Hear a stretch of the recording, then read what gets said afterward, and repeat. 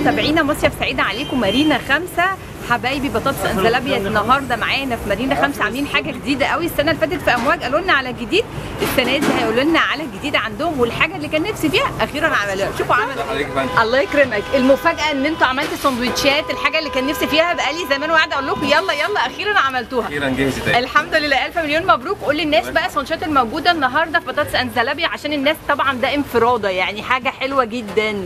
في عندي سندوتشات فرايز، تشيكن ستريبس، هوت دوج وبيج دوج. جميل جدا. انا شايفه الاسعار كمان حلوه قوي، وطمنهم كده قول لهم الاسعار بتبدا من كام؟ من 40 جنيه يعني في متناول الجميع يعني. حلو جدا، يعني الساندوتش ب 40 جنيه. طبعا احنا زي ما احنا حبايبنا بطاطس انزلابيا مش عايزين نتكلم. قول لنا الفليفر بقى السنه دي في حاجه جديده فليفر ولا احنا زي ما احنا مكملين بنكهات السنه اللي فاتت؟ زي ما احنا مكملين بس طبعا النكهات جميله جدا. قول لنا بقى. براون، وايت شوكليت، كوتون كاندي، لوتس، سينامون، قهوه، دارك شوكليت وسكر وعسل. 100 100. وعايزه اقول كمان ان انتم موجودين هنا جنب ميدو ماركت اللي هم العنوان مارينا 5. مارينا 5 جنب ميدو ماركت. جميل جدا. السندوتشات بقى هنعرض للناس كام حاجه كده، وانت قلت لي ان هم يجوا بنفسهم ياخدوا الحاجه، صح كده مستر احمد؟ يجوا هم بنفسهم علشان لسه اوبشن الدليفري ده مش موجود هنا ان شاء الله، بس في القاهره عندنا موجود.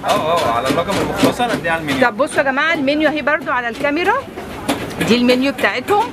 تمام.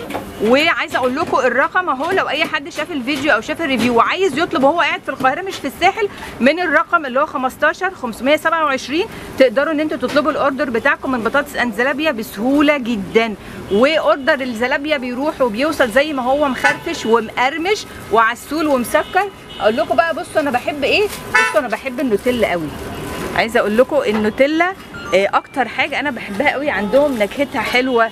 وعايزه اقول لكم كمان ان هم ما زالوا بيبدعوا في عمل الحاجه.